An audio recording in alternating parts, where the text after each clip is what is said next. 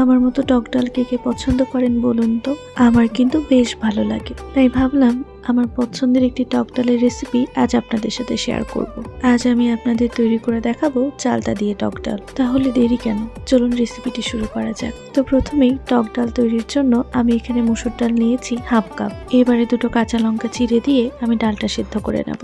ডালটা ভালোভাবে সিদ্ধ হয়ে এলে এবারে দিয়ে দেব পরিমাণ মতো গরম জল। এবারে একে একে দিয়ে দেব স্বাদ অনুযায়ী লবণ ও হলুদ।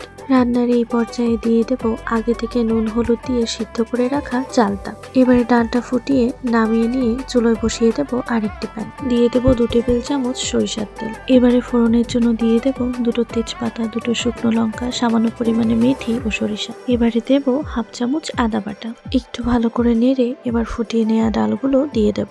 আমি টক ডাল তৈরির জন্য এখানে মসুর ডাল ব্যবহার করেছি, আপনারা চাইলে অন্য যে কোনো ডাল ব্যবহার করতে পারেন। এবারে রান্নার শেষ পর্যায়ে দিয়ে দেব ধনিয়া পাতা কুচি ও সামান্য পরিমাণে চিনি। এই তো তৈরি হয়ে গেল চালতা দিয়ে টক ডাল। ঠিক এইভাবেই সাধারণ কিছু উপকরণ দিয়ে অসাধারণ একটি রেসিপি বাসায় তৈরি করে নিতে পারেন। ভিডিওটি ভালো লাগলে একটা লাইক ও কমেন্ট করবেন, কারণ আপনাদের লাইক ও কমেন্টস আমাকে অনেক প্রেরণা দেয়। Thank you everyone for watching this video.